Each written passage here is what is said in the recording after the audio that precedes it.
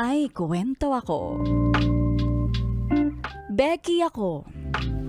At gusto ko lang i-share ang kakaibang experience ko sa pagsakay ng motor. May kotse naman ako. Pero kapag coding ako, pinipili ko na lang na sumakay sa mga hailing app or ride-hailing app. May isa akong Becky din na friend na may ni-recommend sa akin na app. Never heard, pero sabi niya, wag na daw ako sa mga ride-hailing app humanap dahil meron siyang ire-rekomenda na mas madali, mas mabilis, walang mintis. Ay, booking kung booking. Etong friend ko, hindi rin naman ako in-inform.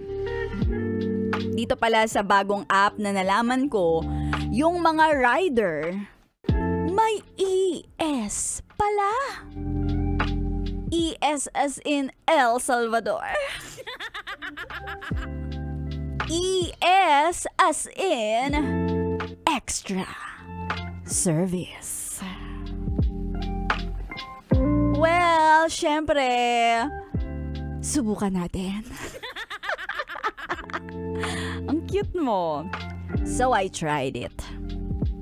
May pagsundo sa passenger. Tapos, dadalhin ka niya sa lugar kung saan ka nag-book. Or kung saan mo binook. In fairness sa mga riders, makakapili ka talaga ng pogi na. Ang pogi pa mag-drive. Pinili ko yung motor na pwede akong kumambyo kahit ako pa ang pasahero.